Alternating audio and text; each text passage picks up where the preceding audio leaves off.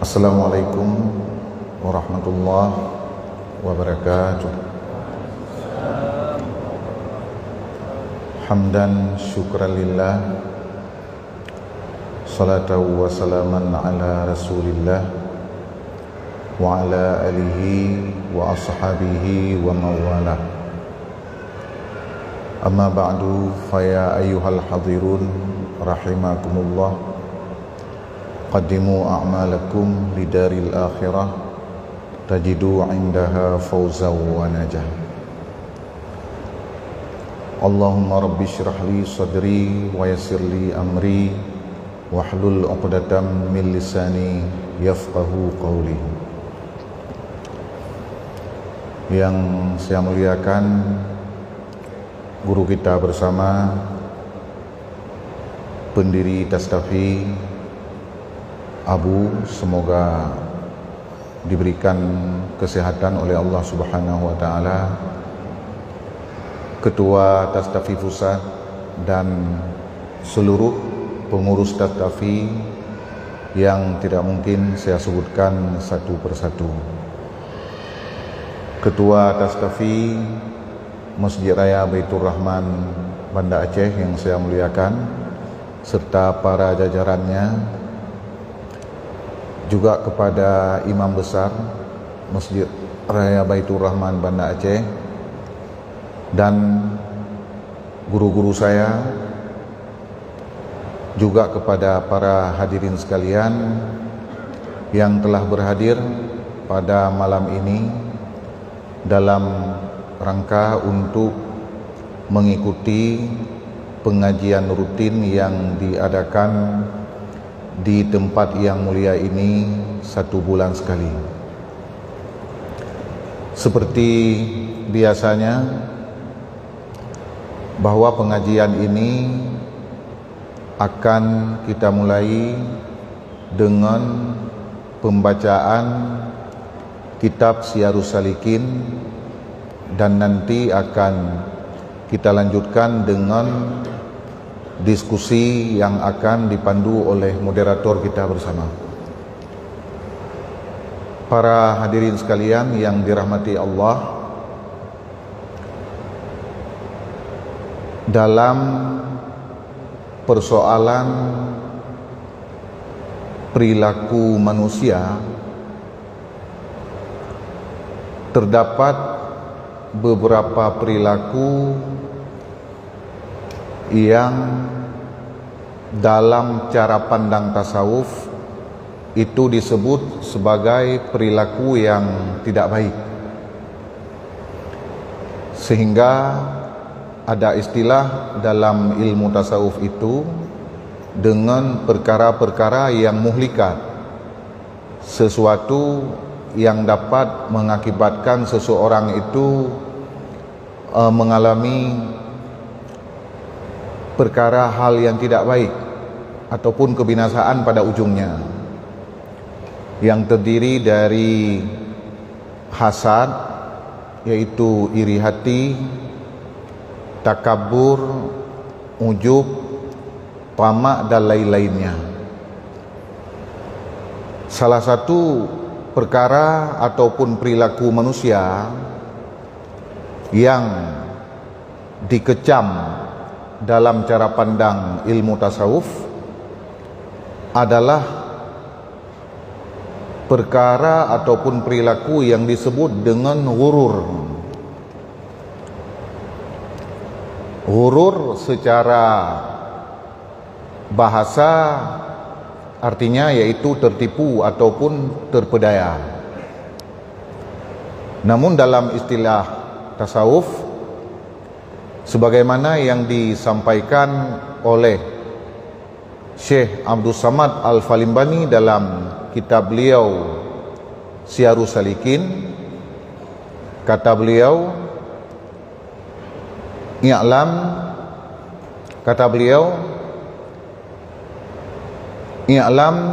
annal ghurura adharu asbabil hilaki. Artinya, ketahui olehmu bahwasanya terpedaya itu yaitu terlebih nyata bagi segala sebab yang membinasakan manusia.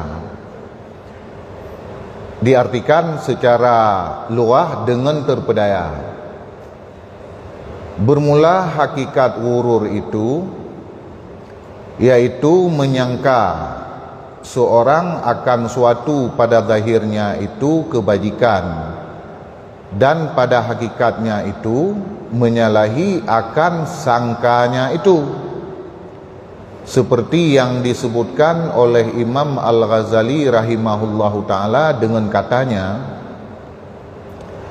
ghurur adalah mengiktikadkan seseorang akan suatu atas bersalahan yang yaitu dengan dia, yakni mengiktikadkan seorang akan suatu kebajikan, maka pada hakikatnya itu jahat, dan dengan dia jadi terpedaya, dan yaitu nok jahil, dan diam nafsu kepada suatu yang muafakat akan yang disukainya daripada khayal dan syubhat.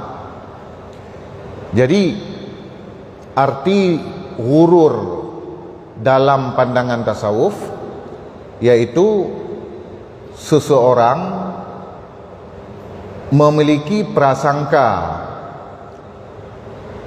yang dia duga bahwa sesuatu itu baik, tetapi pada hakikatnya itu tidak baik. Yang secara singkat, dengan bahasa yang lebih sederhana,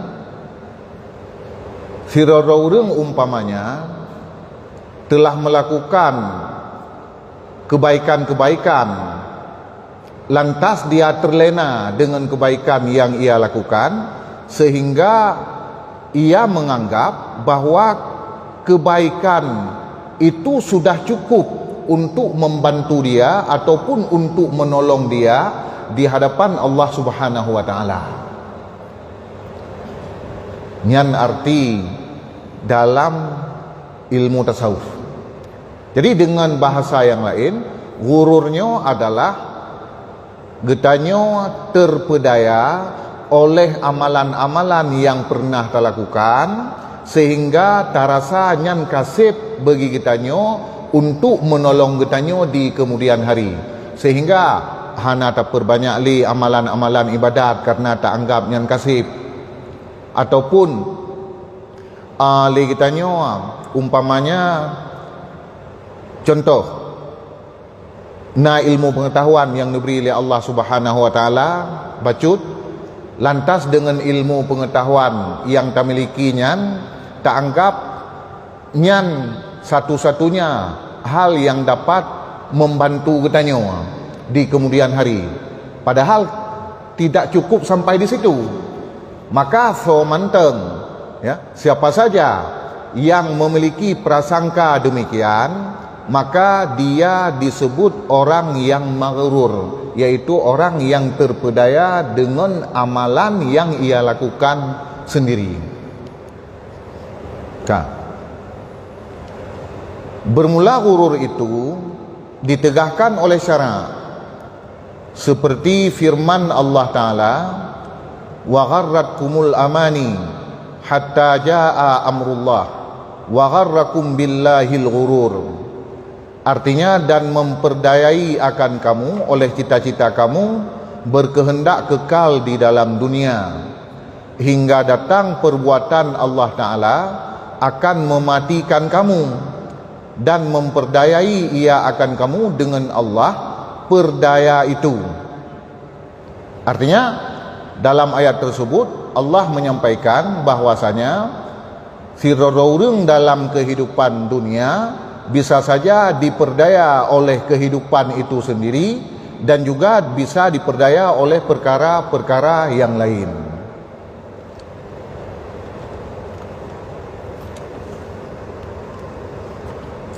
Adapun bentuk-bentuk daripada ghurur ataupun terpedaya seseorang dalam kehidupan dunia, itu ada beberapa macam. Kata Syekh Abdul Samad di sini, dan setengah manusia terpedaya ia dengan kehidupan di dalam dunia, karena dunia itu telah yakin padanya dan akhirat lagi akan datang dan tiada syak padanya. Jadi sebahagian daripada manusia, menurut yang disampaikan di sini, dengan kehidupan dunia itu sendiri dia bisa tertipu. Artinya itu adalah tingkat yang paling umum dialami oleh manusia. Tetapi ada kadang-kadang sebagian manusia yang dia terpedaya dengan sebuah ajaran agama. Artinya apa yang ia pahami pada dasarnya itu benar, namun karena terjadi sebuah kekeliruan dalam pemahaman sehingga timbullah sebuah sikap yang membuat dia terpedaya. Contoh, dan setengah manusia terpedaya ia dengan katanya, innallaha karimun rahim. Artinya bahwasanya Allah Ta'ala itu murah lagi mengasihani hambanya, padahal ia berbuat maksiat, dan tiada ia mengetahui bahwasanya Allah Ta'ala itu mengasihani akan orang yang berbuat ibadat, tiada mengasihani akan orang yang berbuat maksiat. Ya. Jadi dalam akidah yang kita anut bahwasanya Allah Subhanahu wa taala itu Maha Pemurah, Maha Penyayang, itu adalah keyakinan bagi kita bersama. Bagi orang yang tergelincir di sini akan memiliki sebuah pegangan ataupun prinsip, karena Allah Subhanahu wa taala Maha Penyayang, Allah Subhanahu wa taala Maha Pemurah, lantas ia berbuat maksiat sesuka hati karena terlalu besar sifat raja yang ia miliki di dalam hati. Pengharapan dalam hati urangnya kepada pengampunan Allah Subhanahu wa taala terlalu besar. Padahal antara pengharapan seseorang kepada Allah Subhanahu wa taala, pengharapan kepada rahmat Allah, dan takut kepada azab Allah Subhanahu wa taala itu harus berimbang. Disebabkan jika sifat raja ini terlalu tinggi dalam hati seseorang, ya, maka dia tidak akan segan-segan untuk berbuat maksiat. Dalam hati mana? Allah Ta'ala kan Maha Pengasih, Allah Ta'ala Maha Penyayang, Maha Pemurah, kan? Gepa ampun dosa katanya orang tiada buat. Oh, yang kata-kata kata taubat, gepa ampun dosa katanya. Lantas gara-gara pemahaman yang demikian diperbuat tu maksiat sesuka hati. Nyan menya dilakukan maksiat sesuka hati dengan meyakini, dengan menganggap bahwasanya Allah Subhanahu wa taala Maha Pengampun, Allah Taala Maha Penyayang dan Maha Pemurah, lantas hanarin baik lakukan maksiat, maka ini juga disebut dengan ghurur. Berarti orang tersebut telah terpedaya dia dengan sebuah prinsip yang pada dasarnya prinsip itu benar. So, apakah salah? Innallaha karimun, innallaha rahimun. Yang betul, keyakinan yang paling mendasar, keyakinan yang paling fundamental bahwasanya Allah Maha Pengasih, Allah Maha Penyayang, Allah Maha Pemurah, itu keyakinan yang paling mendasar. Tetapi karena keyakinannya menghanarim tu bak pubut maksiat, nyo yang gekun dengan ghurur. Yang di antara contoh. Dan setengah manusia terpedaya ia dengan takwa bapaknya dan waraknya dan salihnya, padahal tiada ia melihat akan hikayat Nabi Nuh dengan anaknya yang difirmankan oleh Allah Ta'ala dengan firman-Nya, innahu laisa min ahlik, innahu amalun ghairu salih. Artinya bahwasanya anakmu itu bukan daripada ahlimu, karena bahwasanya amalnya itu tiada baik. sebagian daripada manusia yang mengalami tipu daya dalam kehidupannya, bentuk tipu daya yaitu mengandalkan ketakwaan dan sifat warak dari orang tuanya. Urang si igatnyan jino urang yang saleh, urang si igatnyan urang yang takwa. Lantas dikarenakan urang si igatnyan urang saleh, urang yang bertakwa, ligatnyan kagak pumadangannya menteng, gepegah-pegahnya menteng. Jadi hotel tak diskusi, tak komunikasi, pakon sikap drone lagi nyo umpamanya hanagot. Selalu gak andalkan ligatnyan urang si, selalu gak andalkan ligatnyan purakun keturunan-keturunan gatnyan yang dari gari hati. Padahal dalam agama bahwa Islam ini menilai seseorang itu yaitu dengan ketakwaan yang ia punya sendiri. Kemuliaan yang na pada urang si memang na itreun, tetapi yang dapat membantu ia di hadapan Allah Subhanahu wa taala yaitu amalannya sendiri. Ya benar. Jadi dalam sebuah ungkapan disebutkan begini. Dalam sebuah ungkapan ya. Al-jannatu littaqi walau kana abdan habsyiya. Surga itu disediakan oleh Allah Subhanahu wa taala untuk orang yang bertakwa. Walau kana abdan habsyiya, meskipun orang yang bertakwa itu seorang budak dari negeri Ethiopia. Dulu kan budak ataupun hamba sahaya na tipe-tipe awai. Artinya na budak ataupun hamba sahaya itu yang memiliki nilai yang tinggi. Na budak ataupun hamba sahaya yang memiliki nilai yang rendah. Yang paling rendah budak sahaya dari negeri Habsyah. Artinya dalam pandangan sosial, dalam pandangan duniawi itu yang paling rendah. Tetapi disebutkan di situ bahwasanya kalau ia bertakwa, meskipun ia seorang budak dari negeri Habsyah ataupun Ethiopia sekalipun, dia berhak mendapatkan surga. Ini menunjukkan bahwa dalam pandangan agama adalah ketakwaan dari pribadi masing-masing. Selanjutnya dilanjutkan, wan naru lil asi. Neraka itu disiapkan oleh Allah Subhanahu wa taala untuk orang yang melakukan maksiat.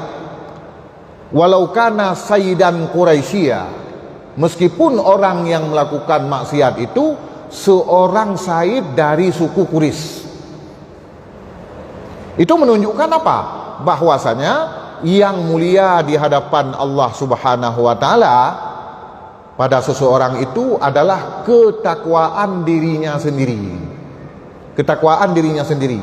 Meskipun kita memiliki garis keturunan yang bagus, itu memang ada pengaruh, tetapi di hadapan Allah Subhanahu wa taala yang dipandang adalah pribadi kita sendiri.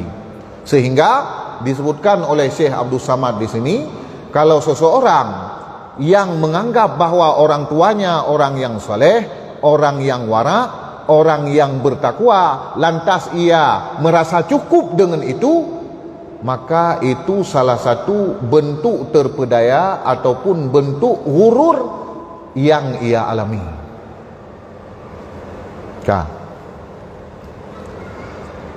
Kemudian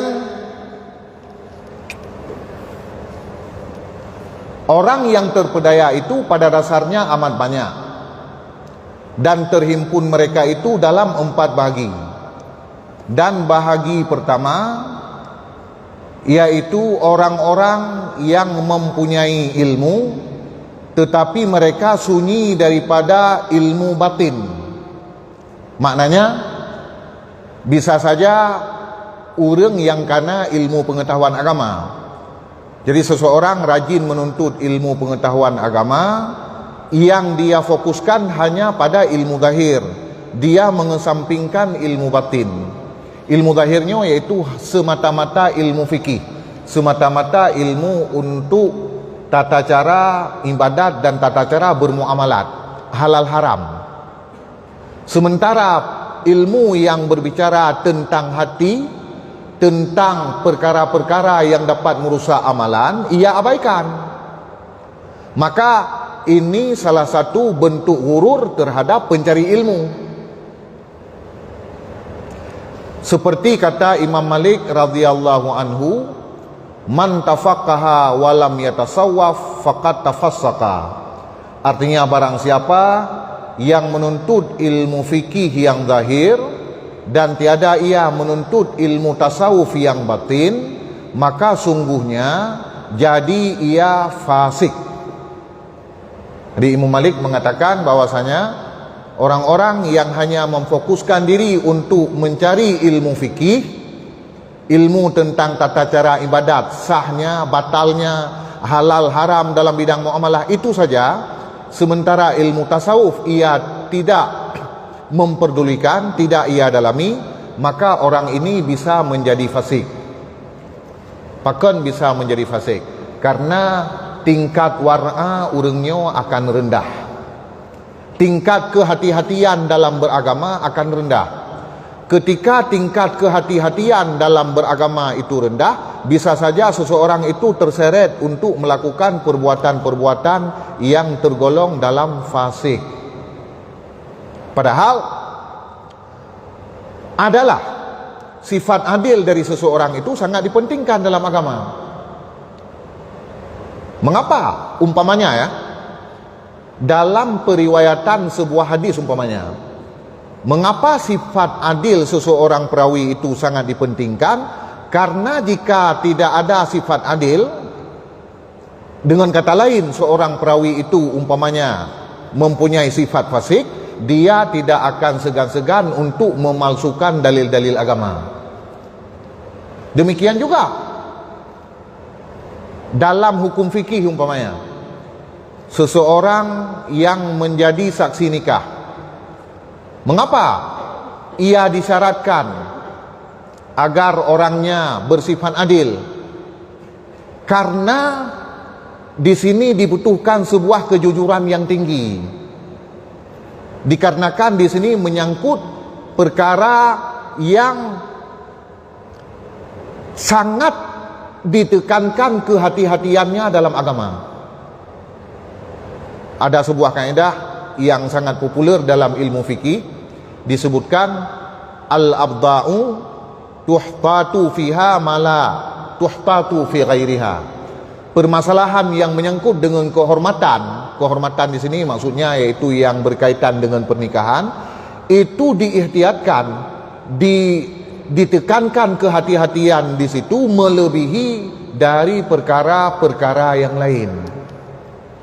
Maka orang yang fasik dalam agamanya adalah orang yang hana nilai di hadapan Allah Subhanahu wa taala. Salah satu bentuk terpedaya daripada manusia yaitu orang yang mencari ilmu hanya memfokuskan pada ilmu fikih tanpa memperdulikan ilmu tasawuf. Dan bahagi yang kedua, ibadat, yakni orang yang berbuat ibadat. Maka barang siapa berbuat ibadat yang zahir seperti sembahyang dan puasa dan memberi zakat dan memberi sedekah dan naik haji dan membaca Quran dan barang sebagainya, padahal tiada menyucikan hatinya daripada maksiat yang batin seperti ria dan ujub dan sum'ah dan takabur dan hasad dan lainnya daripada maksiat yang batin, maka iaitu terpedaya. Karena ibadat yang zahir itu terhenti sahnya itu daripada membaikkan hati, daripada sifat kejahatan di dalam hati, yakni daripada maksiat yang batin. Jadi bentuk yang kedua Bisa saja sirara urang mengalami hurur ataupun terpedaya padahal urangnya urang yang ahli ibadat. Tah urangnya yaitu urang-urang yang jumat ke ibadat tetapi tidak mau menyucikan hatinya daripada maksiat batin. Ibadat rajin, tetapi perkara-perkara yang dapat merusak ibadat seperti hasad, sum'ah, takabur dan sebagainya tidak dihindari. Ahwate atanyan hana dihindari, maka pahala daripada ibadat yang dilakukan leganyan hana ataupun hana nilai di hadapan Allah Subhanahu wa taala. Permasalahannya apa? Dia menganggap ibadat yang banyak yang ia lakukan itu sudah cukup. Nyo permasalahan di. Nyo yang anggap getnyan yaitu terlena dengan amalan yang gepubuat. Kemudian bahagi yang ketiga, as-sufiyah wal mutasawwifah, yakni orang yang sufi dan orang yang baru belajar ilmu tasawuf. Jadi pembagian ketiga dari orang-orang yang terpedaya ataupun orang yang mengalami ghurur dengan amalannya sendiri, yaitu orang yang sufi dan orang yang baru belajar ilmu tasawuf. Bermula orang sufi yang terpedaya itu, yaitu orang yang ridha dengan semata-mata berpakaian seperti pakaian orang sufi pada zahir jua, atau beradab ia seperti adab orang yang sufi pada zahir jua, padahal jahil ia akan ilmu tarikat yang batin yang membaikkan ibadat yang batin dan adab yang batin mereka itu, seperti yang disebutkan oleh Sayyidi Abu Madian di dalam kitab Hikam dengan katanya, adarrul asya'i lil insani, artinya bermula yang terlebih suatu yang memberi mudarat bagi manusia itu, yaitu bersuhbah akan orang yang alim yang lalai ia akan ingat Allah, dan bersuhbah akan orang sufi jahil ia akan ilmu tarikat yang batin, dan bersuhbah akan orang yang mengajar ilmu padahal ia berkehendak kemegahan dan berkehendak kepujian atau berkehendak akan kebesaran. Inilah makna wa'id mudahin itu. Jadi disebutkan oleh ulama sufi bahwasanya salah satu bentuk terpedaya orang yang sudah masuk dalam ilmu tasawuf ataupun orang yang baru belajar ilmu tasawuf, yaitu menyangka bahwasanya tasawuf itu adalah pada penampilan zahir, pada penampilan luar. Padahal hakikat daripada tasawuf itu adalah membersihkan hati daripada sifat-sifat yang tercela. Ketika ia menyangka bahwa sufi itu pada penampilan luar, seperti berpakaian layaknya pakaian sufi umpamanya, sementara ilmu tentang cara membersihkan batinnya ia lalai, maka ini disebut sufi yang ghurur ataupun orang belajar tasawuf yang mengalami ghurur. Ya benar. Dan setengah daripada orang yang sufi yang terpedaya, yaitu orang yang belajar ilmu hakikat seperti martabat 7 dan barang yang ta'aluk dengan dia, padahal ia tiada belajar ilmu syariat, yakni ilmu usuluddin dan ilmu fikih. Jadi di antara contoh sufi yang mengalami ghurur, kata Syekh Abdul Samad Al-Falimbani, yaitu orang-orang yang terlalu berobsesi untuk mendalami ilmu hakikat, sementara ilmu syariat yaitu ilmu usuluddin dan ilmu fikih ia tidak paham. Jadi begitu masuk dalam ilmu tasawuf langsung eju kepada ilmu tentang martabat 7. Hino pegah nyokah balung empat betulis li Syekh Abdul Samad Al-Falimbani. Ya. Pakan terobsesi dikarenakan sesuatu yang gak harapkan, mungkin daripada ilmu yang berkaitan dengan martabat 7. nyan be endai yang maklum putra mata 47 ilmu halung tuo kan pegawai ana pun ada halung tuo kan ya lu dengar-dengar menteng bahwasanya nyan adalah kajian yang tinggi dalam ilmu kesufian, dalam ilmu tasawuf. Jadi di antara bentuk sufi yang hurur katanya di sini Syekh Abdul Samad Al-Falimbani mengatakan begitu masuk dalam tasawuf, suka kepada tasawuf, langsung kepada tingkat atau peringkat keilmuan yang tinggi dalam ilmu tasawuf nyo yang galak gigatnya. Sementara ilmu usuluddin yang mendasar dan ilmu tata cara beribadat yang mendasar hana dipahami. Nyo salah satu bentuk hurur bagi orang-orang yang berkecimpung dalam bidang ilmu tasawuf. Seperti kata Imam Malik radhiyallahu an, man tasawwafa wa lam yatafaqqah faqad tazandaqa.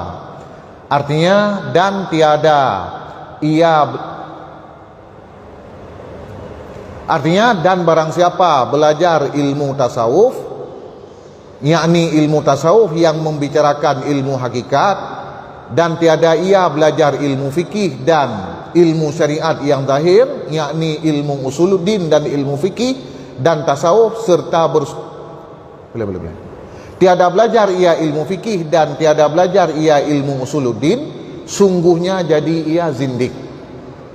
Jadi kepegahnya li Imam Malik so mentang yang belajar ilmu tasawuf dan igatnya hana belajar ilmu fikih dan juga hana belajar ilmu usuluddin, nyo urangnya bisa jadi zindik, bisa jadi urang yang mengalami penyimpangan dalam bidang akidah. Ya, apalagi terlalu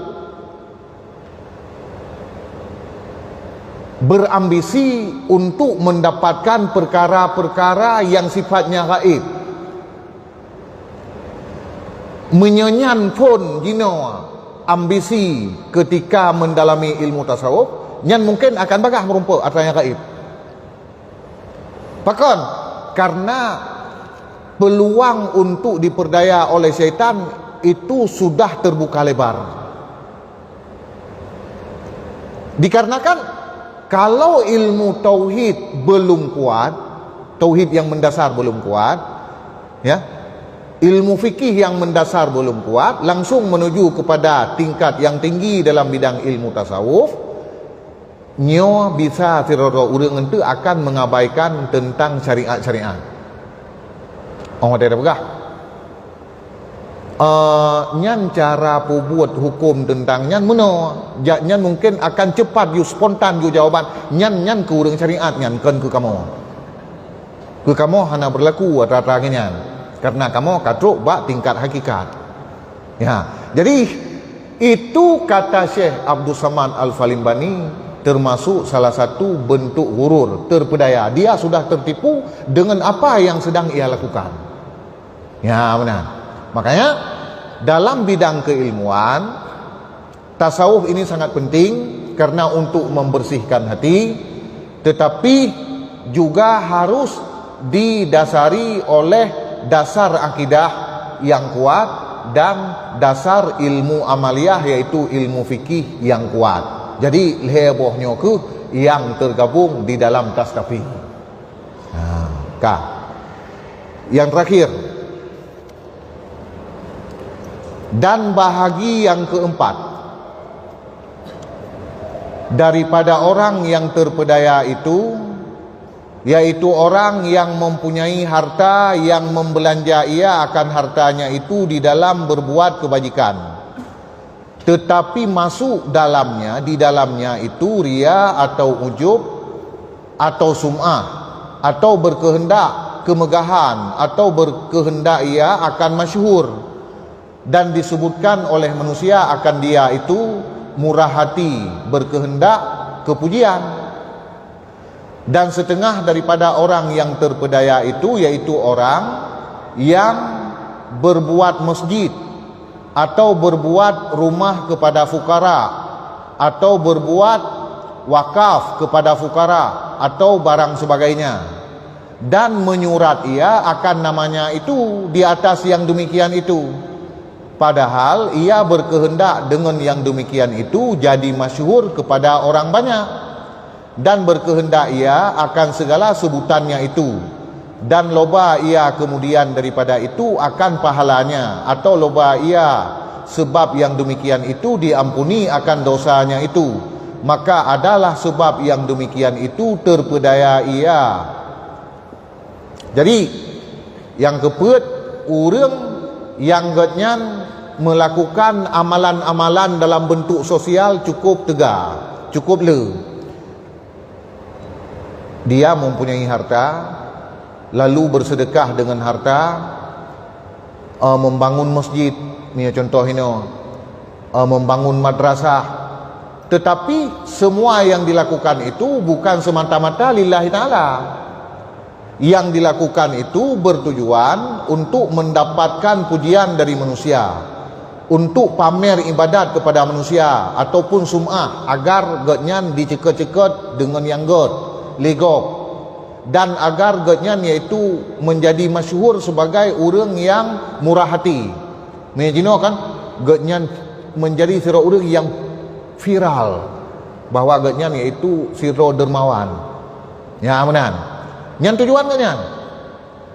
Dan ketika gebangun tempat-tempat ibadat lagi masjid, kemudian gebangun rumah-rumah orang fakir, mewakafkan hartanya pada jalan Allah Subhanahu wa taala, dia selalu ingin agar namanya ditulis. Han mumada dengan sebutan dari hamba Allah, mesti payah sebut nama. Ya, kan? Masalahnya apa? Masalahnya igatnya enggak anggap bahwasanya perbuatan yang dilakukan yang demikian itu adalah mendapatkan nilai di hadapan Allah Subhanahu wa taala, kebaikan yang ia lakukan. Padahal buat yang getnya lakukan menyenyan tujuan disebut hino, yaitu dengan kategori gurur ataupun terpedaya. Nyan kan ba urang yang kubuat. Adapun nya getanya terima, nya tanya hana perle mau tahu getnya nak ikhlas ataupun hana ikhlas. Misal tanya dayah golong leh, masjid golong leh, rumah ibadat yang perlu bangun tumpak semua berat. Terus urang jino giak jo sedekah, giak jo sumbangan. Nya hana perlu dapat tayakan nya menurut long. Nya nak ikhlas ni lillahi taala pun yak pamer pun untuk ria nyan itanya hana perlu hana mau tahu kan. Nyan urusan ro dengan Allah Subhanahu wa taala. Karena ini dalam agamanya ada hak dan kewajiban masing-masing. Ya. Kita orang yang menerima, yang penting kita tahu bahwa apa yang ia sumbangkan itu bersumber dari halal. Kajian. Nyan urusan tanya. Oh masalah langati getnyan na ikhlas ataupun hana ikhlas, nya urusan getnyan. Terhadap getnyan, kewajiban getnyan ahwate gejuk berangkapu untuk jalan agama, nyan bek geajo untuk kepentingan yang selain lillahi ta'ala. Jadi lain-lain. Lain-lain masalah je. Contoh lain lah misalnya terhadap seorang murid, dia diwajibkan dalam ilmu tasawuf untuk menghormati gurunya. Itu kewajiban murid. Kewajiban guru ketika ia mengajar ataupun memberikan ilmu, jangan mengharap untuk dihormati. Jadi lain-lain. Jadi le kita nyo murid hanjit tacok sebagai sebuah jalan meno hana terhormati gure pakon, karena terhadap gure kanyan wajib gesumbuat untuk baik dihormati. Lantas tanyo hana ada terhormati nya hanjeur. Ya benar. Karena hak dan kewajiban masing-masing. Masalah jino gure ganyan gesumbuat kita nyo. Nah tujuan lain dalam arti urusan roh dengan Allah Ta'ala kan. Urusan tanyo adalah menghormati guru. Ya, kemudian terhadap guru dia punya aturan tersendiri. Dia jangan mengajar ataupun memberikan ilmu dengan tujuan untuk dihormati. Jadi lain-lain masalah, lain-lain hak dan kewajiban. Ya, benar. Jadi demikianlah pemaparan singkat berkaitan dengan persoalan perilaku manusia yang tergolong dalam sifat ghurur, yang mudah-mudahan menjadi sebuah penyegaran pikiran kita kembali untuk bahan renungan kita kembali dalam berperilaku sehari-hari dalam rangka kita beribadat kepada Allah Subhanahu Wa Taala dan memperbaiki diri. Untuknya lu rasa sim eno menteng lun baca kitab, mudah-mudahan dapat memberikan manfaat bagi kita mendung. Demikian.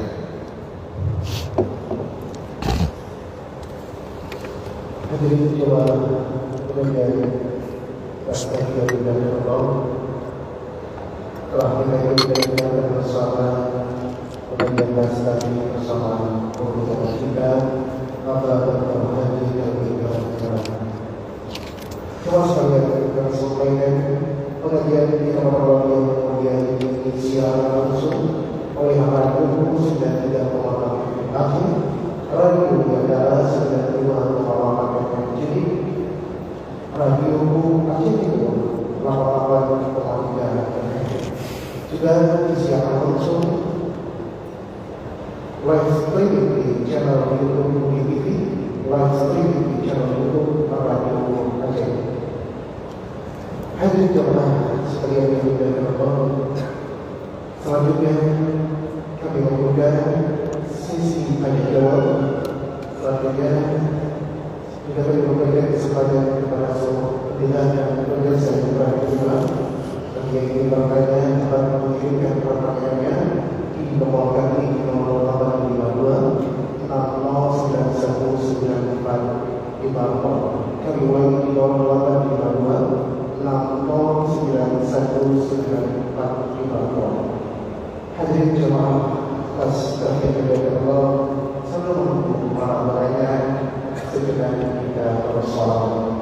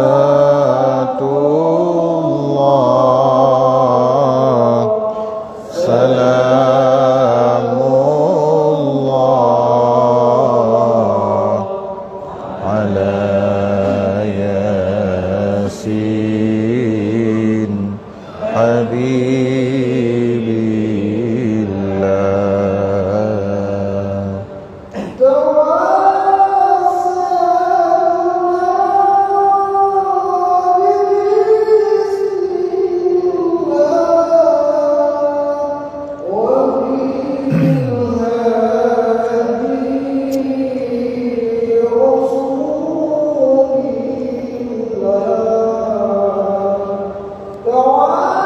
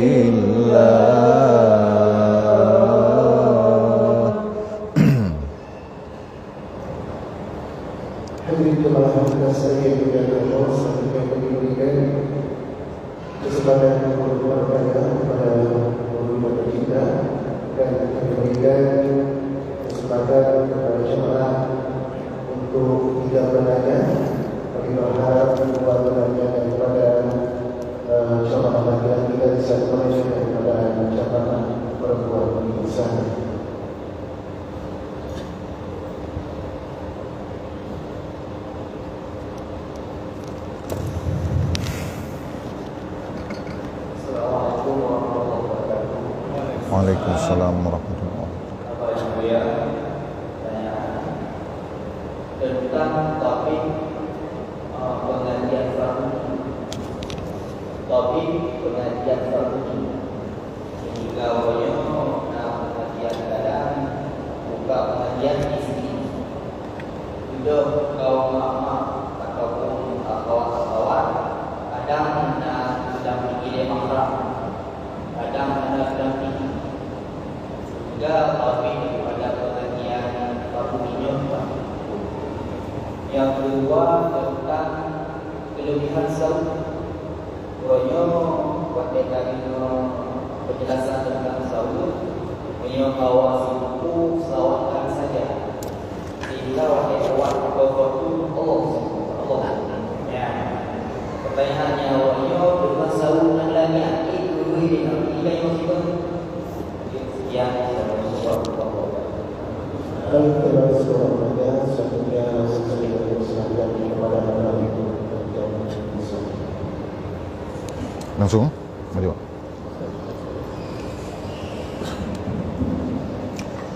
Baik, terima kasih kepada murid kita yang telah menyampaikan dua pertanyaan. Yang pertama, kriteria ilmu fardu'in ataupun dhabit daripada ilmu fardu'in. Dalam bidang akidah, ilmu fardu'in itu tingkat memahami akidah lengkap dengan dalil yang sifatnya global ataupun dalil ijmali. Itu fardu'in. Diberikan contoh oleh para ulama dalam kitab-kitab tauhid yang kita pelajari. Umpamanya orang bertanya, menurut anda apakah ada Tuhan? Kita jawab, ada. Siapa Tuhan anda? Jawaban kita, Allah Subhanahu wa ta'ala. Lantas ditanyakan dalil. Apa dalil tentang adanya Allah? Kita jawab, adanya alam ini. Jawaban dengan adanya alam ini itu sudah memenuhi kriteria fardu'in dalam ilmu akidah. Itu satu. Kalau ditanyakan lagi, ya, pertanyaan susulan, bagaimana anda memahami dari adanya alam kepada adanya Allah? Jawaban umumnya hang untuk oleh dong. Hak ilmu jawabnya. Tapi ilung yakin lung bahawa na Allah bukti jih na alamnya. Ya. Nyan tingkat nyan menyebab tentang pertanyaan buno na Allah nyan kaglah fardu'in. Demikian juga tentang sifat-sifat yang lain. Tentang sifat qidam, sifat baka, sifat wahdaniyah, sifat mukhalafatuhu lil hawadis dan sebagainya. Dia menguasai akidah lengkap dengan dalil yang ijmali ataupun dalil yang sifatnya global, maka itu adalah tingkat yang wajib dipelajari dalam kategori fardu'in. Ya. Kemudian dalam amaliyah, baik ibadat ataupun muamalah, fardu'in ini adalah ilmu tentang tata cara sah ibadat. Rukun untuk sebuah ibadat kiban. Kemudian yang purakeun batu haji puputra. Nyan fardu'in hanjin mesti dikuasai. Kemudian ilmu hal itu juga termasuk fardu'in. Maksud daripada ilmu hal yaitu ilmu di mana seseorang akan melakukan sebuah perbuatan tertentu. Dia membutuhkan ilmu tentang tata cara melakukannya. Seperti seseorang ingin berniaga, maka ilmu tentang perniagaan secara garis besar, secara umum harus dia kuasai. Itu ilmu fardu'in, kan? Kemudian juga orang yang ingin melakukan haji, ilmu secara zahir tentang tata cara melaksanakan haji harus kuasai. Nyan ilmu fardu'in. bagi kaum perempuan termasuk ilmu fardu'in, yaitu ilmu yang berkaitan dengan perkara-perkara yang merupakan masalah kewanitaan, perkara haid, perkara nifas, yang termasuk ilmu fardu'in, ya. Sehingga aku sampaikan dalam sebuah kitab fikih, bagi teori nang betul ilmu tentang masalah haid hana sempurna hinan digampung. Suami katnya juga hana mampu untuk upurno, maka dibolehkan bagi uring nangnya untuk tubit ulua kecamatan dia minta gure. Bahkan pertanyaan buno kan, pertanyaan buno urinang yang getubit ulua daerah untuk dia cari ilmu dengan tanpa mahram, maka yang dibolehkan untuk keluar daerah untuk mencari ilmu jika tidak didampingi oleh mahram, yaitu ilmu-ilmu yang masuk dalam kategori fardu'in saja. Ya. Kemudian dalam bidang tasawuf, yaitu ilmu dasar mengenai penyakit-penyakit hati. Tah-tah jino sifat-sifat yang dapat merusakkan ibadat hirau-rauring. Hotel kita nyota ibadat. Umpamanya bertatui lagi tanya tah yang keria, tah yang kun dengan ujub, tah yang kun dengan hasad, tah yang kun dengan tamak. Bertaturi atranya secara garis besar, maknanya ketika kita nyo berhadapan bertatu puat nyo kai tamang sifat ria. Contoh kan tengah tak sembahyang umpamanya gure ditanya misal yang paling terhormati siro tengah tak sembahyang sunat gunakan mata terholain keroi, begitu deh gotnyan di luar tak sadari nyo gotnyan nagengeng tanya sembahyang langsung mencukup got kusyuk dalam hati kita nyo, karena nyak deh oleh gure kita nyo bertatu pua bahwasanya ketika perasaan kita nyo tak lakukan sembahyang dengan cara yang got karena kade hure nyan berta sadari bahwa nyan karena sifat ria, nyan enan mufom menyenan golong mufom nyan golong lah tu fardu'in. Jadi berkaitan dengan pertanyaan selanjutnya, perempuan keluar daripada kecamatannya pergi ke daerah yang lain untuk mencari ilmu dengan tanpa mahram, yaitu yang ke batas lagi yang lung sampaikan saknyo secara umum yang termasuk dalam fardu'in dalam le macam bidang ilmu. Pertanyaan kedua mengenai permasalahan selawat. Sebenarnya berselawat kepada Nabi ini dianjurkan selalu dalam setiap saat, dalam setiap waktu, dimanapun, kapanpun, selama tempat yang kita baca selawat itu tempat yang tidak dilarang untuk membaca selawat. Ya benar. Kemudian apakah ente selawatnya benar tro putra benar pertanyaan ji?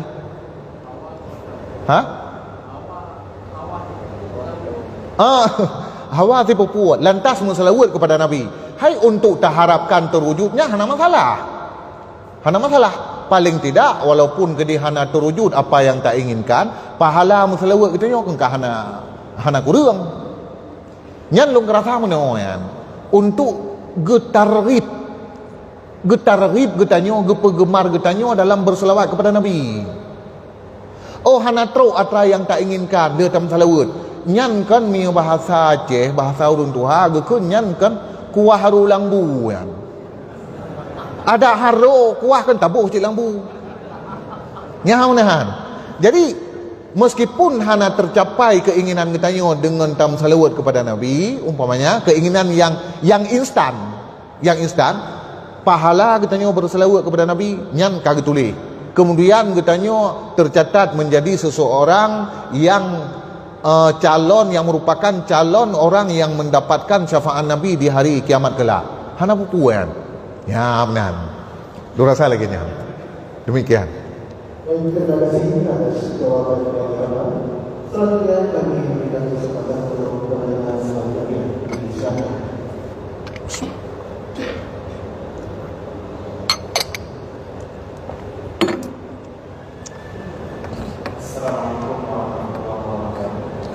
Waalaikumsalam warahmatullahi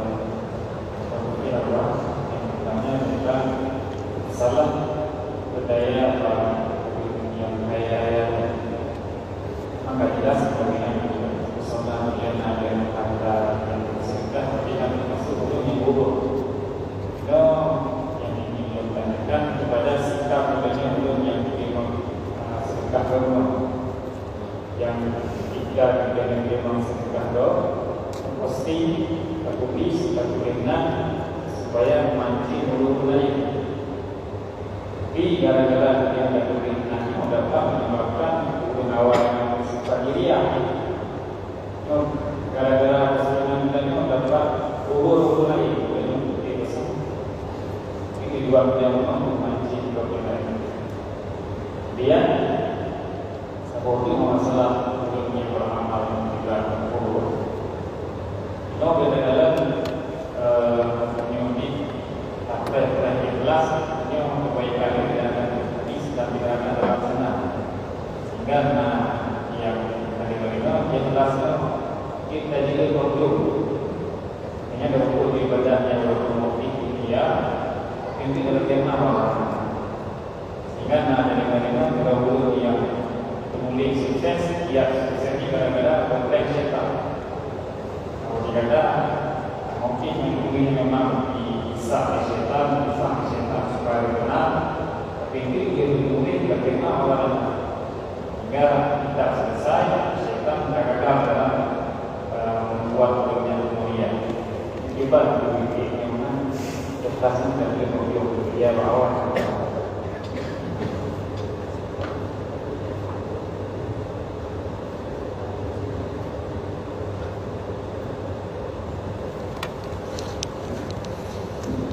Baik, terima kasih. Bagi kita penerima sumbangan, penerima sedekah, bolehkah kita menulis nama orang yang bersedekah? Apakah nanti tidak akan mengakibatkan dia akan terlena atau terpedaya, menyeret dia dalam keadaan gurur, nyan pulang kepada keadaan orang bersedekah sendiri. Ya. Ketika kita menulis nama orang yang bersedekah, bagi orang yang bersedekah itu, apakah dia akan merasa lebih senang ketika kita menulis nama ataupun tidak? Ya, bagi kitanya wajino orang yang terima, hana getam untuk tulis, kecuali orang yang bersedekah itu dia melarang sendiri, ya kan? Melarang sendiri untuk menulis namanya dalam jumlah pemberi sumbangan umpamanya. Lantas ketika kita tulis, jika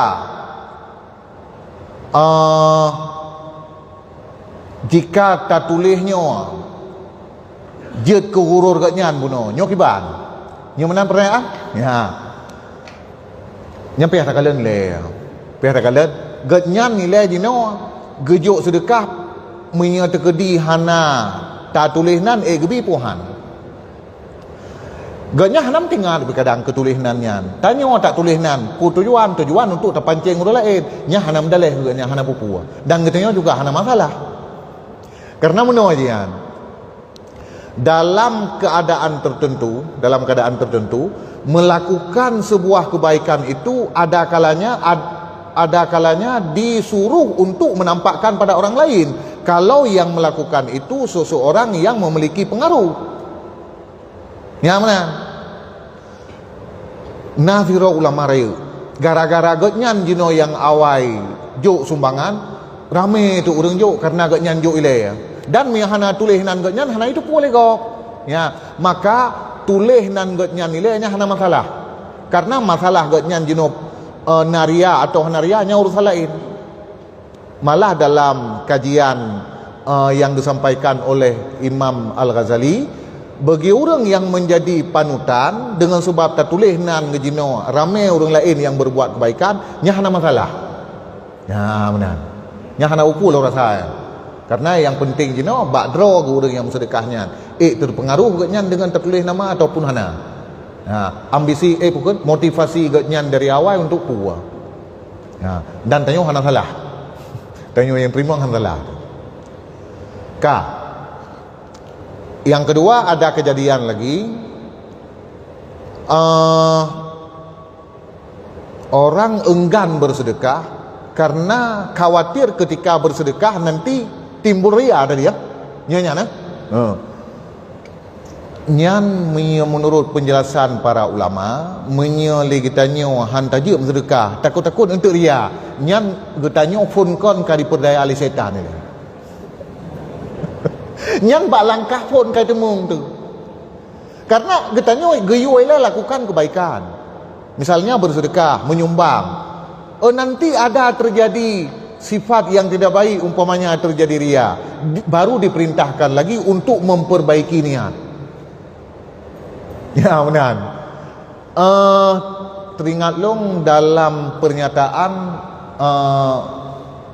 Ibnu Hajar Al-Haytami dalam kitab beliau, saya sudah lupa entah dalam fatwa hadisiyah atau dalam fatwa kubra fiqhiyah, beliau membuat persoalan begini. Entah dalam kitab Buyatul Mustarsidin yang ditulis oleh ulama Yaman, bukan kepunyaan Ibnu Hajar, saya juga sudah kurang teringat ya. Pertanyaan gimana? Seseorang ingin menghafal Al-Quran, lupa setelah menghafal Al-Quran, ya kan? Itu bermasalah kan bagi penghafal Quran. Hanjut tua-tua. Ya benar. Lantas seseorang yang ingin menghafal Al-Quran, dia enggan menghafal Al-Quran karena dia khawatir akan lupa. Apakah boleh bagi dia mengundurkan niatnya menghafal Al-Quran karena khawatir nanti akan terjadi lupa? Dijawab oleh Ibnu Hajar, itu dia sudah diperdaya oleh syaitan pada langkah pertama. Jadi hanjutnya tetap hafal Al-Quran aja. Masalah tua untuk ukur golong tentai tua. Demikian juga persoalan buno hotel lakukan kebaikan, umpamanya ibadat sosial buno sedekah. Ya telah kita takut untuk terjadi ria, mehan untuk tak sedekah. Nyan kan salah pemahaman, keliru pemahaman. Nyan phone kon kita ka dihampak oleh setan. Ya benar. Tadi lu rasa lagi nyan yang bisa lumpi jawaban. Baik, selanjutnya kami persilahkan satu pertanyaan dari jamaah ibu-ibu.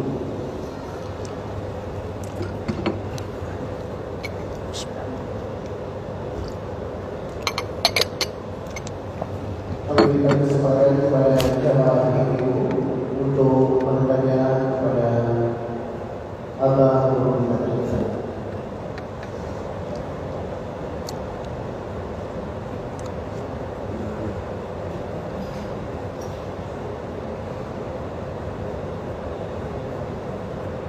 Baik, bila tidak ada, kami berikan kesempatan untuk bertanya kepada jamaah laki-laki untuk satu pertanyaan lagi.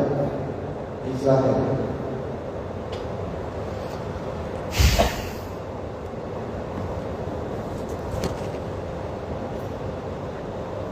Assalamualaikum warahmatullahi wabarakatuh. Waalaikumsalam warahmatullahi wabarakatuh.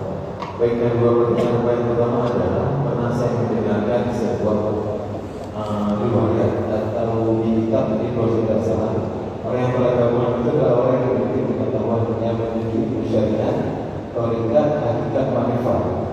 Itu bagaimana penjelasannya Pak? Jadi kalau kita belum memahami atau belum punya ilmu manfaat atau hakikat, maka kita belum beragama. Kemudian yang kedua adalah saya mau tanya sedikit tentang hikmah hakikat. Jadi dari hakikat itu ada yang namanya dihias, dipakaikan lipstik, dipakaikan bedak, dimandikan, pakai wangi-wangian, kemudian diberikan buah dan sebagainya. Mungkin itu sedikit pada satu ini mungkin apakah bisa kurban kita sekalian dengan hakikat? Demikian Allah. Assalamualaikum warahmatullahi wabarakatuh.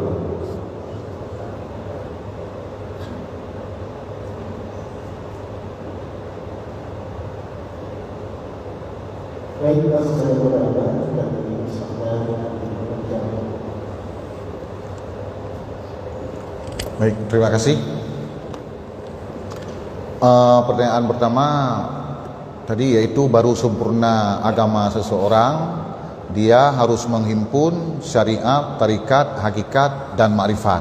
Betul, memangnya yang untuk sempurna pada tingkat yang tinggi, yaitu syariatnya tak pahami lagi kitanya ketentuan-ketentuan Allah Subhanahu wa taala berupa hukum-hukum yang gepetreun melalui Rasulullah sallallahu alaihi wasallam, kemudian diuraikan secara detail oleh para ulama.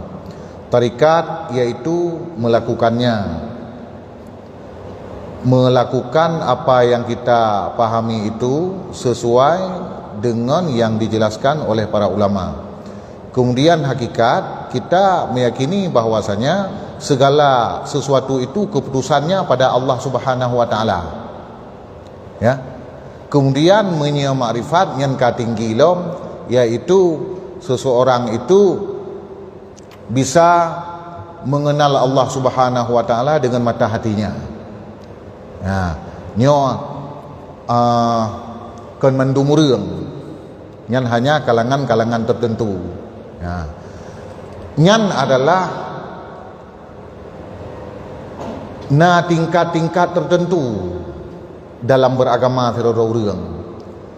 Ente menya pada tingkat urang secara umum, nyan hana gebeb pembebanan tentang persoalannya hana sama dengan tingkat urang yang to dengan Allah Subhanahu wa taala. Karena beda-beda balasan yang diberikan oleh Allah Subhanahu wa taala pun beda-beda. Katanya pernah tak dengar-dengar umpamanya dalam persoalan puasa, puasa awam, puasa khawas dan puasa khawasul khawas. Ya, kan? Puasa awam itu untuk siapa? Puasa khawas itu siapa yang melakukan, dan puasa khawasul khawas itu siapa yang melakukannya. Jadi ini menunjukkan tingkat-tingkat dalam melakukan hal tersebut. Bukan berarti orang yang berada pada tingkat yang paling rendah itu harus selalu berada pada tingkat yang paling rendah, tetapi orang yang berada pada tingkat yang paling rendah itu diperintahkan untuk naik kepada peringkat yang berada di atasnya. Nyamanan. Tetapi intinya untuk tingkatnya nyo halpah dapat tha. Halpah pak tadi. Nyan pajani roy. Makanya salah satu tata cara sirara urang jinoto dengan Allah Subhanahu wa taala disampaikan dalam hadis, yaitu urang nyan le melakukan perkara-perkara yang sunat. Hai tentu saja ka selesai buat wajib ile. Buat wajib ka selesai, hana yang tinggal, lantas lakukan secara rutin perkara-perkara yang sunat. Yang dengan itu ia akan menjadi dekat. Ya benar. Dan akan tingkat urangnya kepada tingkat yang dibeto dengan Allah Subhanahu wa taala. Jadi pernyataan itu memang seperti demikian, benar adanya, tetapi kepada umat ini tidak berada mereka dalam satu tingkat yang sama. Ada perbedaan-perbedaan. Ya benar. Kemudian mengenai dengan hukum hewan kurban itu dikasih bedak tadi kan, dipakai bedak, dipakai minyak wangi, dipakai bau-bauan dan sebagainya, ya kan. Maaf, setahu saya ya, yang pernah saya pelajari, saya belum pernah menemukan dalam kitab-kitab yang kita pelajari bersama, khususnya kitab yang bertulisan Arab, kitab fikih bertulisan yang kitab Arab, yang menganjurkan untuk tabuh bebewan, bak hewan angkika, tak pakai budak dan sebagainya. Hana lung temung, kon lung pegah hana, biar salah mufum. Hana lung temung ilung. Apakah nyan hana lung tupu ilung na atau hana? Kan? Nyo beda ngelung pegah, ilung kelung pegah hatanya salah. Tapi ilung hana lung tupu. Ya. Jadi Saya dalam hal ini adam ilmu, bukan ilmu bil adam. Saya tidak tahu, bukan sok tahu. Nah, punya ilmu bil adam sok tahu namanya. Ya, jadi yang kagak lakukan umpamanya di daerah-daerah tertentu atau lagi nyan kiban, nyan meno, tanyakanlah pada orang yang melakukannya. Kalau dia punya alasan-alasan yang bisa kita terima, hana masalah. Kadang meno gecok tafaul untuk dari buh beda untuk pu, dari buh minyak wangi untuk pu, umpamanya gecok tafaul. Nyan tanyang mbak urang yang pu buat. Ya menyailung hana lung tumenglom yang atanya enggak anjurkan. Ya benar. Kelung pegah atanya salah. Kelung pegah atanya keliru. Ya benar. Nampak kan? Dan pi lung rasa pi hewan kurban pi hana senang sang tak buh-buh dah. Karena nyen kon nengui ji. Ha? Kon nengui ji ya. Sang hana senang ni. Ya, cuma ladum nak pegah nak pegah kan. Hanya ke kenderaan untuk roh akhirat, kenyak tari, menau dengku. Akikah itu hikmahnya yang saya dapatkan dalam kitab fikih. Hikmah akikah itu adalah ada dua macam. Yang pertama, agar pertumbuhan daripada anak yang kita akikahkan itu berjalan secara normal. Itu satu. Ini hikmah akikah. Hikmah yang kedua daripada akikah, agar anak tersebut dapat memberikan syafaat kepada kita orang tuanya di hari kiamat kelak. Ini hikmah hakikah. Beda dengan hikmah udhiyah ataupun kurban. Hikmah daripada kurban sebagai kenderaan pada hari kiamat. Saya juga tidak menemukan bahwa hikmah hakikah itu sebagai kenderaan hari kiamat. Yang namurumpa hikmah kenderaan untuk roh kiamat adalah kurban.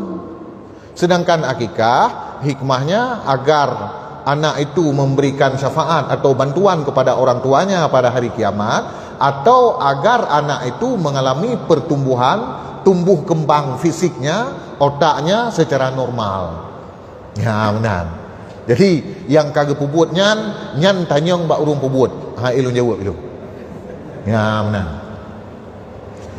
Kemudian apakah boleh, ya, pertanyaan yang ketiga ini, kurban dan akikah itu digabung pada satu hewan, umpamanya satu kambing, ini tidak boleh, tidak sah. Kalau pada satu kambing umpamanya digabung itu untuk akikah dan untuk kurban, ini tidak sah. Tapi kalau pada satu lembu umpamanya, lembu itu kan untuk 7 orang, sapi untuk 7 orang, bagian saya yang 1/7 itu saya niatkan untuk akikah. Teman-teman yang lain 6 orang lagi ada yang meniatkan untuk kurban. Ada teman yang lain lagi dia meniatkan untuk makan-makan biasa saja, bukan akikah, bukan kurban. Itu sah. Nyah na buku. Yang hanjut bak saboh kamengnya, taniat nyan ke kurban, nyan ke akikah, nya yang sah.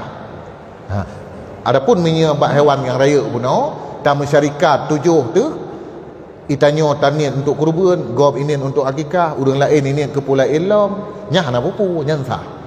Demikian. Baik, terima kasih kepada Anda.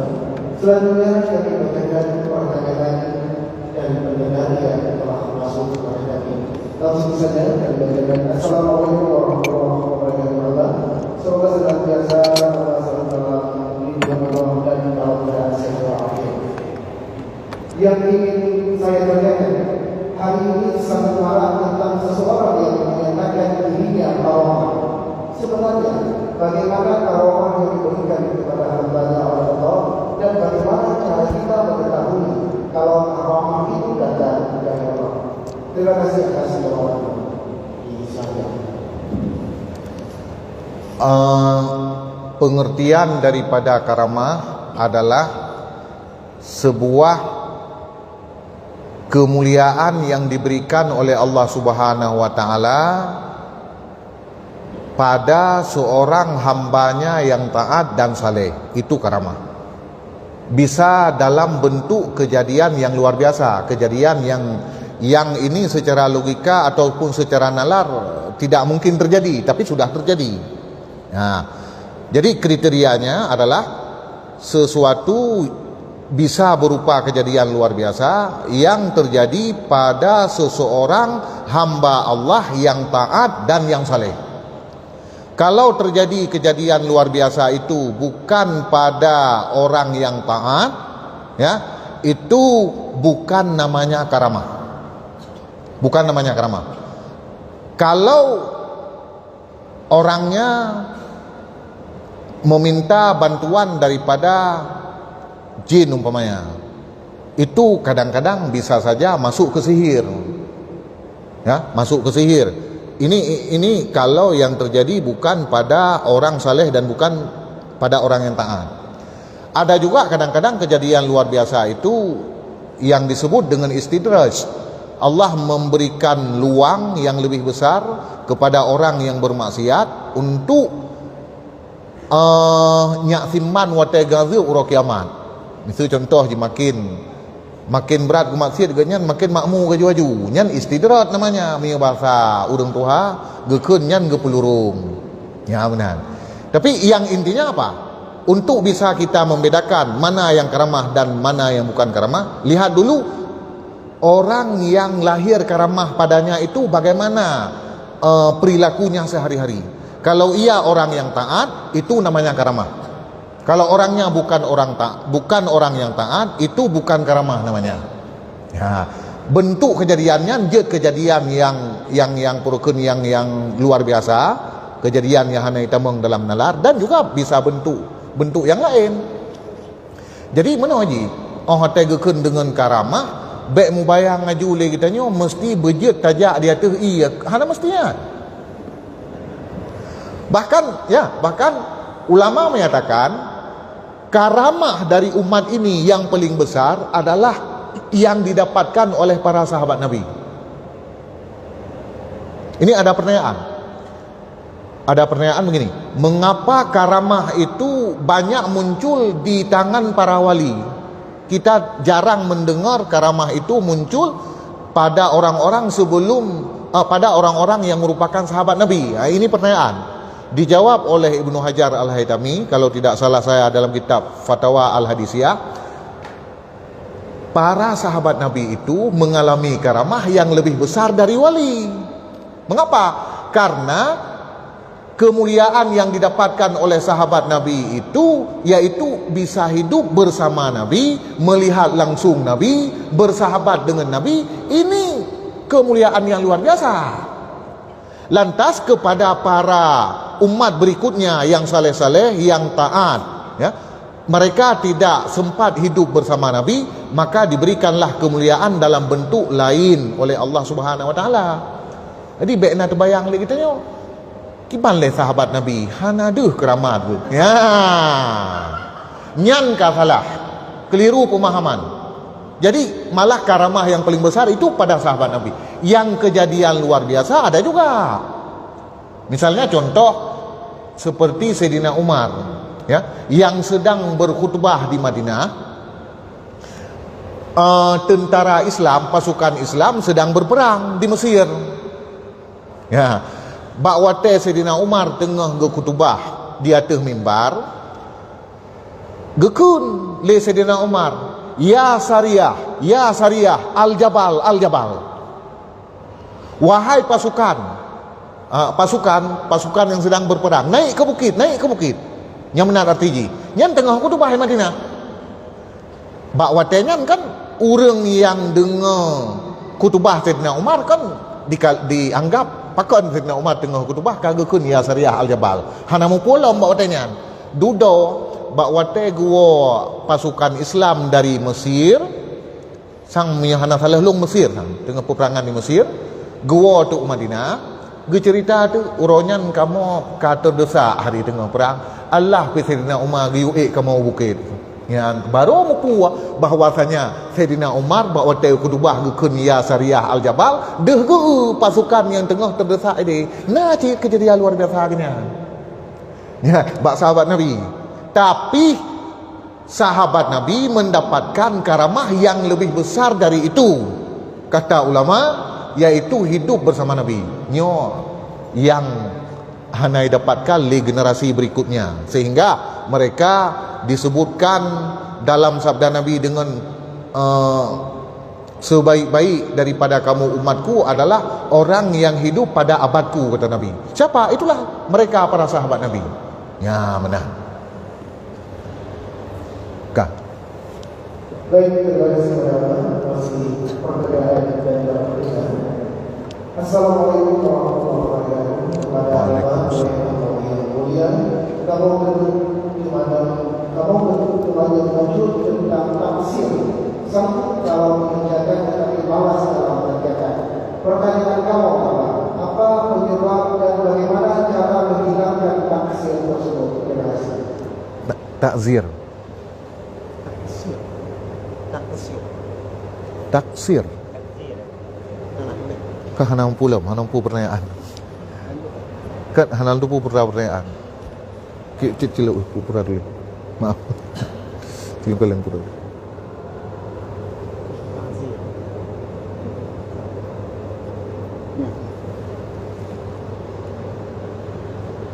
Sanggup kalau dikerjakan tetapi malas dalam pengerjaan. Taksir. Oh, ya. Taksir, pertanyaannya tentang taksir. Taksirnya kan kecerobohan, ya bisa dikatakan kecerobohan seseorang dalam melakukan sesuatu, kurang teliti umpamanya ya, kurang teliti dalam melakukan sesuatu, ataupun sembrono dalam melakukan sesuatu. Jadi pertanyaannya bagaimana cara menghilangkannya? Cara menghilangkannya, kalau dalam cara pandang agama, kita harus lebih ihtiyat dalam menjalankan perintah agama. Jadi dalam menjalankan perintah agama, kita harus lebih ihtiyat ataupun lebih bersikap kehati-hatian. Sebab menyahana atau bersikap kehati-hatian, bisa saja nanti kita akan terseret dalam sikap taksir, dalam sikap ceroboh. Nah, maka kan dalam mazhab Syafi'i ini contoh, mazhab yang kita anut, konsep ihtiyat ataupun kehati-hatian dalam pengamalan hukum itu sangat tinggi, sangat tinggi. Bahkan di antara mazhab-mazhab fikih yang ada, 4 mazhab fikih yang muktabar, mazhab Syafi'i merupakan mazhab yang paling tinggi penggunaan konsep ihtiyatnya. Itu malah kata Imam Suyuti. Imam Suyuti mengatakan bahwasanya mazhab Syafi'i satu-satunya mazhab dari 4 mazhab yang tingkat kehati-hatian itu lebih tinggi dibandingkan dengan mazhab lain. Jadi nyan cara untuk menghilangkan taksir ataupun sifat ceroboh. Jadi hanjit menoi tengok. Umpamanya dalam mengamalkan hukum hanjit merah. Hanjit merah minta alat. Hai puna mengkena pendapat ngeunya ya hanjit menan aju. Hanjit menan aju. Jadi kapan kita umpamanya mengamalkan pendapat yang lemah itu? Jangan pada waktu yang mungkin untuk kita amalkan pendapat yang kuat juga kita amalkan dengan pendapat lemah. Jangan seperti itu. Jadi dalam beragamanya harus cok yang ihtiyat, ya, untuk menghilangkan taksir. Demikian. Baik, dilanjutkan pertanyaan. Assalamualaikum warahmatullahi wabarakatuh. Langsung berdoa dalam pertanyaan apa? Sejauh mana tanggung jawab seorang ulama besar dalam wilayahnya masing-masing apabila pemimpin tidak bersungguh-sungguh mencegah maksiat? Terima kasih atas jawabannya. Disebutkan dalam kitab Ihya Ulumuddin umpamanya, dan juga ada dalam kitab-kitab lain. Tugas ulama adalah al-bayan, memberi pencerahan. Tugas daripada umara adalah tamfidz, mengimplementasikan ataupun menjalankan apa yang direkomendasikan oleh ulama. Jadi punya tugas para ulama umpamanya dalam sebuah daerah terjadi keadaan yang pukul meresahkan dalam bidang perilaku sehari-hari daripada umat, ulama tugasnya sampaikan dalam mimbar kutubah, dalam majlis pengajian, dalam acara-acara, kemudian li ulamanya misalnya lembaga keulamaan umpamanya lagi jino na lembaga yang namanya bak katanya MPU secara nasional iaitu MUI ge sampaikan ya menan. Jadi ini tugas ulama. Dan selamanya misalnya di MPU umpamanya selalu disampaikan tentang persoalan-persoalan yang menyangkut kemaslahatan rakyat. Lantas hana jalan nago nyan tugas pemimpin untuk menjalankan. Tugas pemimpin untuk menjalankan. Karena pemimpin itu yaitu punya kekuatan, dia punya syaukah untuk menjalankan. Ya benar. Nyan yang pada dasarnya. Jadi hino juga lagi tanyo be purekeun be meroron yang menan bahasa Aceh nah be meroron bacut na masalah jino terjadi ketimpangan langsung yang kita salahkan yaitu ulamanya. Padahal ulama kagak sampaikan bahkan bukan hanya pada masyarakat bahkan kepada tingkat pemimpin sebagai mitra kerja umpamanya juga kesampaikan. Cuma kan mungkin setiap yang dilakukan oleh ulama putra yang disampaikannya bertatupu mendung le kitanya ya menan. Ya. Dan juga le kitanya harus dipahami bahwasanya ulamanya genyan juga berpikir untuk kemaslahatan rakyat, untuk kemaslahatan umat. Ya benar. Jadi yang kalian kemaslahatannya kemaslahatan pada skop yang lebih raya.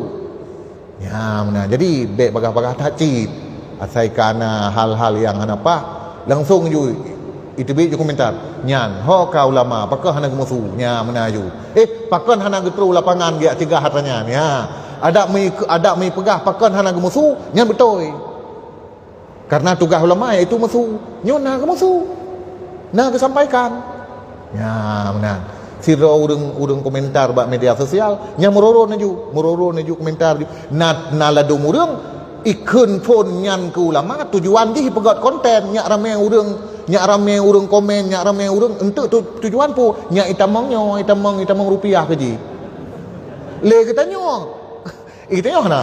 hana be depu kan urangnya pegat konten untuk nyak le pukeun follower atau istilah-istilah lainnya ya jadinya juga le katanya harus dipahami demikian. Baik, terima kasih kepada selanjutnya kami akan memberikan kembali kesempatan kepada para jemaah dua pertanyaan. Namun sebelum kami menunggu pertanyaan kepada jemaah, saya ingin sampaikan bahwa pengajian kami selanjutnya akan diadakan pada tanggal 4 Agustus. Kami wajib pengajian kami selanjutnya akan diadakan di tanggal 4 Agustus di Masjid Raya Berakan. Selanjutnya pengajian pimpinan insyaallah akan diadakan pada malam Selasa yang akan diisi oleh Abi Yajid dan malam Selasa depan akan diisi oleh Abah Dr. Haji Firman Ibrahim.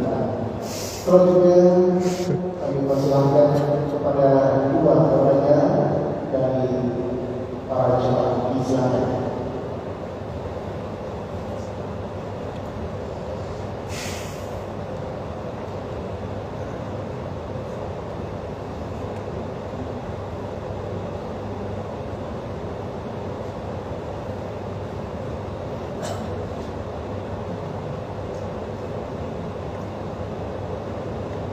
Baik, bila tidak ada dibacakan pertanyaan daripada pendengar. Assalamualaikum Bapak, mohon penjelasan Abah tentang anak durhaka dengan orang tua dan orang tua durhaka dengan anaknya. Terima kasih, mohon berabah.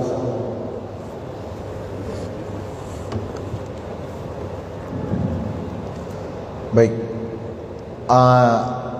Yang sering kita dengar dan yang kata maklumi bersama yaitu anak durhaka pada dua orang tuanya. Bagaimana yang dinamakan anak yang durhaka dengan dua orang tuanya, yaitu anak yang tidak taat pada orang tuanya pada perkara-perkara yang memang diwajibkan untuk taat. Beda halnya perkara yang dilarang untuk mentaati makhluk, yaitu apabila mengandung kemaksiatan kepada Allah Subhanahu wa taala. Ya. Dan bentuk durhakanya hana mesti dengan cara-cara yang kasar, tetapi bisa saja dengan ucapan apabila menyakiti hati dua orang tua, itu sudah disebut sebagai anak yang durhaka. Intinya hana taat dan menyakiti hati dua orang tua. Lantas apakah yang dimaksudkan dengan istilah orang tua durhaka pada anaknya? Nyo jarang terumpa istilahnya. Setahulung peneduk kata-kata urang si durhaka pada anak, iaitu urang si yang hana geberi perhatian kepada anak untuk memberikan ilmu pendidikan agama. Ya benar. Nyan maksud daripada urang si durhaka kepada anak, dikarenakan apabila jino urang si hana geberi pendidikan agama kepada anak secara memadai, yang terutama ialah dalam tingkat farduin, nyo urang si nyo akan bermasalah. Anaknyo akan dituntut urang si nyo oh wateu ro kiamat. Nyan menan. Yang lu depu. Demikian. Terima kasih kepada selanjutnya masih memberikan kesempatan kepada para jamaah yang ingin bertanya di sana.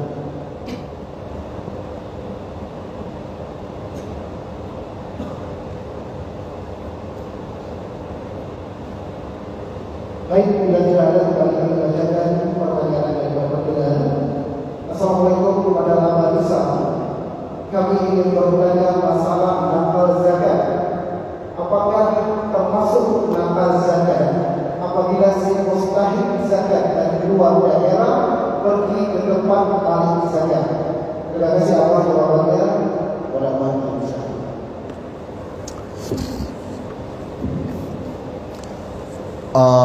Pertanyaannya tentang definisi nakal zakat, pemindahan zakat. Tertulis dalam kitab Hasyiah Qulyubi, ya, jilid 3 dalam bab pembagian zakat. Makna nakal zakat atau memindahkan zakat adalah memberikan zakat kepada orang yang bukan menjadi bagian dari mustahik zakat pada saat menyangkut kewajiban zakat pada harta tersebut. Saya ulangi, agak panjang. Makna perpindahan zakat atau memindahkan zakat, memberikan zakat kepada orang yang pada saat menyangkut kewajiban pada harta, dia bukan bagian dari mustahik. Ya. Maka arti di situ bisa lebih luas. Bisa saja orang luar datang ke daerah harta zakat pada saat pembagian zakat, atau harta itu sendiri dibawa ke luar daerah. Bahkan bisa mencakup satu bagian lagi, yaitu orang yang merupakan penduduk di kampung tempat berada harta itu sendiri, tapi pada saat menyangkut kewajiban terhadap harta, dia tidak berada di daerah. Maksud menyangkut kewajiban bahasa fikihnya yaitu ta'alluq ujub.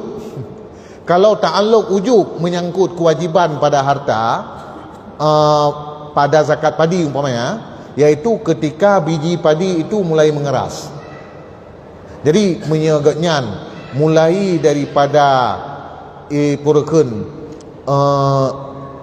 muncul biji padi, kereh biji padi dalam kulit ji sampai ke Mekah. Hana gehinan di kampung, walaupun kedih gatnyan urang kampung nyan sendiri, mia tahu dari definisi yang na dalam Hasyiah Qulyubi, mia tajuk ke gatnyan nyan termasuk nakal zakat ji. Nah, jadi bisa berarti tadi zakat dibawa ke luar daerah, atau orang luar datang ke daerah yang berada harta zakat, atau zakat itu diberikan kepada penduduk yang memang dia penduduk asli di situ, tapi pada saat menyangkut kewajiban zakat pada harta, dia tidak berada di daerah. Baik, terima kasih atas jawaban. Masih memberikan kesempatan kepada para jamaah yang ingin bertanya di sana.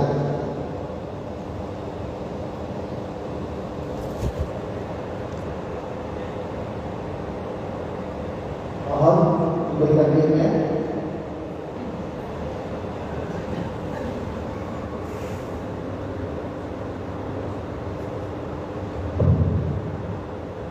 Assalamualaikum Abang. Pertanyaan tentang tauhid. Wa Allah Ta'ala mekan dia kaul ahli. Maka tinggi maka ulunnya tinggi. Sedangkan manusia anak ini dia tinggi. Maka pertanyaan semuanya dibandingkan sinkron antara dua pemahaman. Baik, Jadi yang kita yakini bahwa bagaimana yang telah ditakdirkan oleh Allah, itulah yang akan terjadi. Sementara manusia ini punya ikhtiar-ikhtiar, ya kan? Punya ikhtiar-ikhtiar yang bagaimana tadi?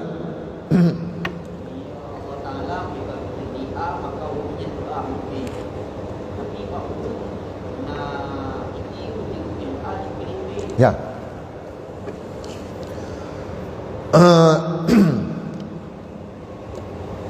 Ikhtiar yang ada pada manusia itu pada hakikatnya juga diatur oleh takdir Allah. Sehingga manusia ini pada hakikatnya yaitu tempat terletak takdir Allah. Makanya disebut dalam tauhid Asy'ariyah dan Maturidiyah bahwasanya manusia ini mukhtar fil zahir, majbur fil batin. Yang nampak ia punya pilihan, tetapi di balik itu dia tidak dapat mengelak, dia tidak punya pilihan. Dan yang membedakan antara Ahlus Sunnah wal Jamaah dengan Jabariyah dan Qadariyah, disitulah. Kalau Ahlus Sunnah wal Jamaah akidahnya bahwa manusia ini mukhtar fil zahir, majbur fil batin. Secara yang nampak ia punya pilihan, tapi pada hakikatnya ia tidak punya pilihan. Ya. Sedangkan Jabariyah kan tidak punya pilihan sama sekali. Sehingga pada hakikat ia betul kan, pada hakikat kan betul kan. Cuma yang salah horor awaknya. Dari segi ya pegah ada tapubut bud dosa pun hana dosa karena tanyo hana pilihan, hana patah elaknya hina yang masalah. Sedangkan kita ahli sunnah ini mukhtar fi zahir. Ya. Ka saboh lelun jawab sebab pertanyaan agak sifat umum. Kemudian jawaban yang kedua mungkin begini. Dari sisi yang lain ya, dari sisi yang lain, takdir Allah itu tidak akan bergeser. Nah, kemudian bentuk takdir Allah pada manusia, pada kita ini ya, ada takdir yang disebut dengan takdir yang mubram, ada yang disebut dengan takdir yang muallaq. Artinya takdir yang kontan dan takdir yang bergantung di atas sesuatu. Ya menan. Punya takdir yang mubram nyo lagi yang kaki takdir menan. Tapi punya takdir yang muallaq yang bergantung di atas sesuatu nyo hino na juga ditamang buat kita nyo walaupun buatnya nanti pada hakikatnya ditentukan juga oleh Allah. Misal contoh mana? Si fulan pada tanggal pua misal bulan pua dia akan mengalami musibah kecuali ia bersedekah pada pagi harinya. Ya. Lantas menyeruh bersedekah bahawa te bengahuro, maka akan dialami musibah. Itu namanya takdir muallaq. Tetapi usaha yang kita lakukan itu lagi-lagi tidak akan terjadi kalau juga tidak ada takdir dari Allah Subhanahu wa taala. Itulah kembali lagi nanti kepada akidah yang kita yakini tadi. Kita ini mukhtar fil zahir, majbur fil batin. Ya. Dan hinangku perbedaan kita yang cukup lipih. Yang cukup lipih dengan kelompok-kelompok yang lain. Ya. Demikian. Baik, terima kasih kepada Abang. Untuk pertanyaan selanjutnya di sana.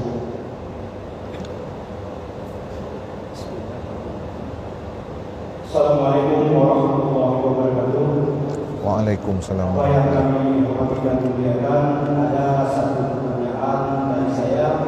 Mungkin ini tidak menyangkut dengan masalah prestasi, ini menyangkut dengan persoalan ataupun pemahaman yang umum yang saat ini sedang marak terjadi di Nagara Aceh Darussalam, terutama maksiat dan isu-isu lainnya yang berkembang dan terjadi. Sangat tidak enak dipandang mata dan tidak sanggup kita dengar dengan telinga.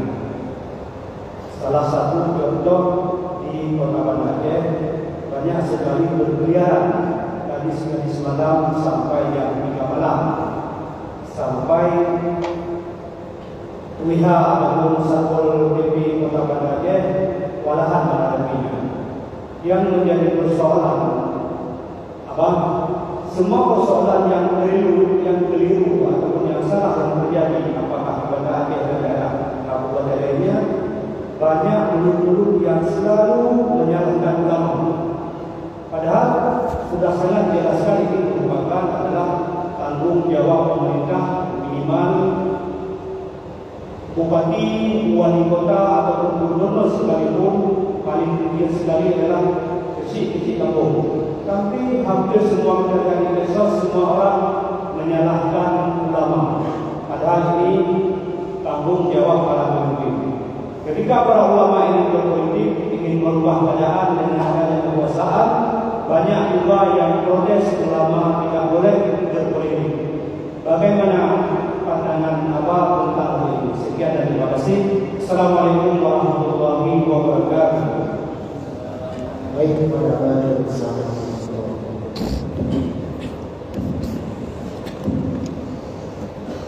Kalau menurut pandangan saya, tidak ada larangan ulama itu berpolitik. Yang saya pahami, tidak ada larangan.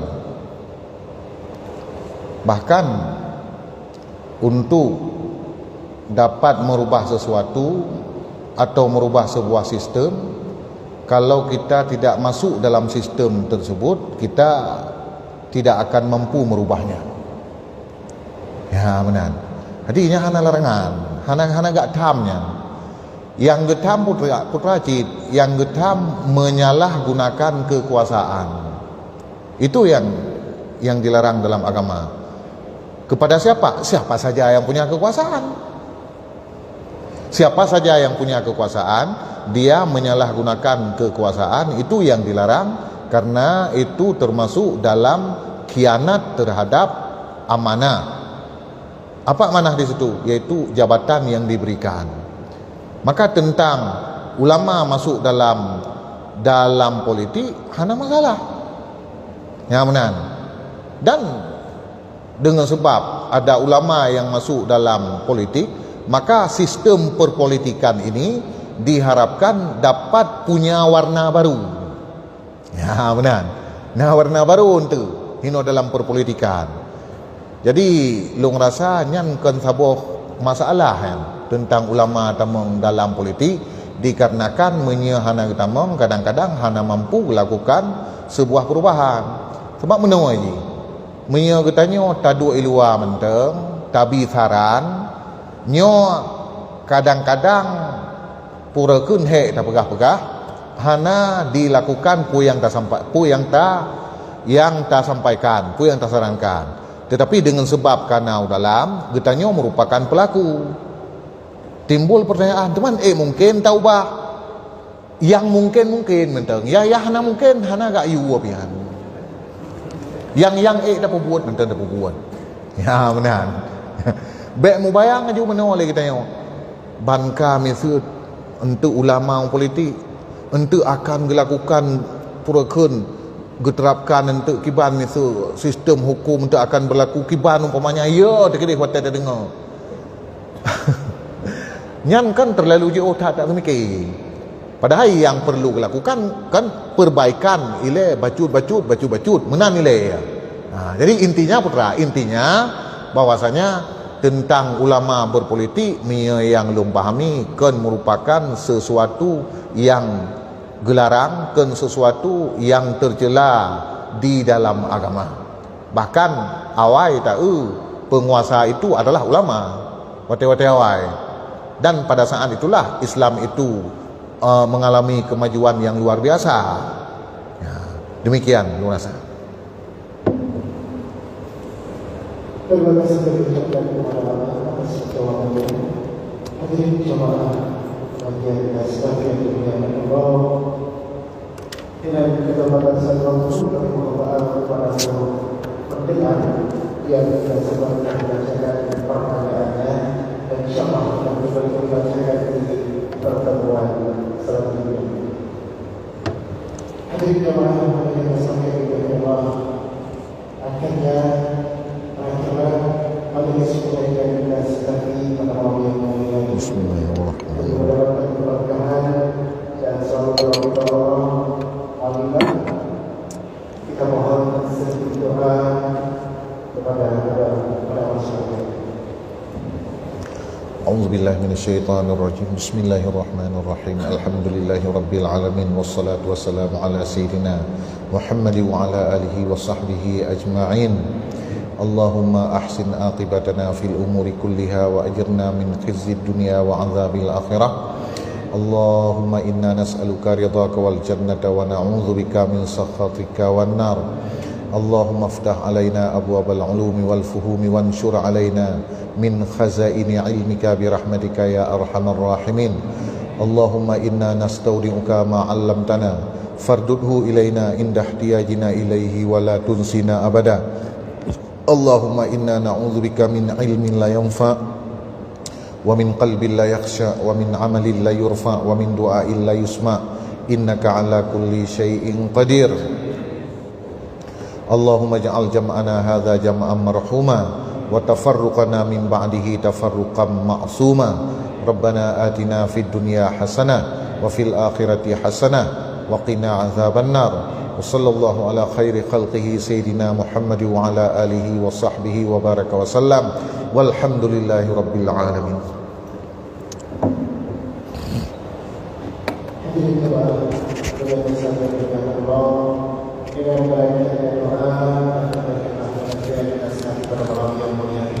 Semoga senantiasa kita semua berdoa dan berdoa Allah dan senantiasa berkumpulan